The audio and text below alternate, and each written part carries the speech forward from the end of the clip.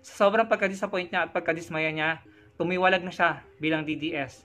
Panoorin niyo ito, yan, yung mga sinasabi niya, at maririnig niyo kung bakit umayaw na siya sa pagka-DDS at bakit siya bumabatikos na ngayon. Ito na po.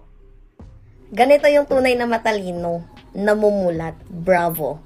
Actually, dati guys, super fanatiko ako. Fanatiko hindi lang sa iniidolo ko. Talagang fanatiko ako sa mga Duterte. Yan may picture pa ako ni VP Inday, yung first rally campaign nila, ni Pangulong PBBM doon sa Araneta, sa Philippine Arena, ay pumunta ako. Lumipad pa ako ng Manila para makakapunta doon sa Bulacan kasi I'm from somewhere. So, even though before na hindi ko pa sila nakikilala, I mean, hindi ko pa na-minute. So, 'di ba, syempre, ang daming good reviews ng mga Duterte sa Facebook, TikTok, Twitter. So, ang naging basihan ko yung TikTok dati. So, kahit pag sinabi ni Pangulong Digong na yan, si ano yan, ganito ganyan, talaga naniniwala ako kasi ang gagaling mag-edit ng mga fanatikong supporters din ni Duterte.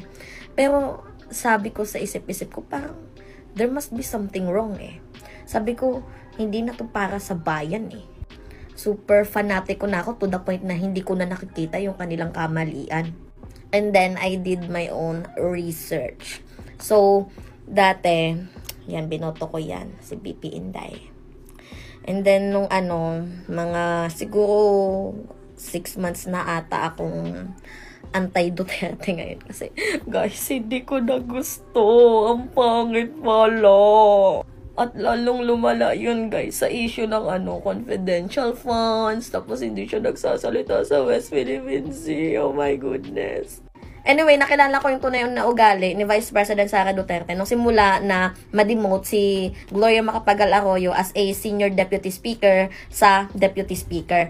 Una, doon pa ako, nagtataka pa ako, nag-iisip pa ako, ano ba yung naging reason nito, bakit umalis si BP Inday dito sa grupo ni Martin Romualdez na naka-CMD. And then, syempre, napag-alaman namin na ito palang si BP Inday ay syempre, ang nag-campaign pala sa kanya ng Run Sara Run ay si GMA. Basta long story yun, guys. Long story. Basta doon nagsimula yung ko. Hindi na pala 6 months. Sobra na 6 months. Yung pagiging anti-Duterte ko na. Basta nagsimula yun sa Tambalos-Los issue. Ayun, namulat na po siya, no? Kaya ngayon, siya na yung naninindigan sa tama at sa totoo. So, sana marami rin kagaya niya na sumunod sa kanya at pamulat, no?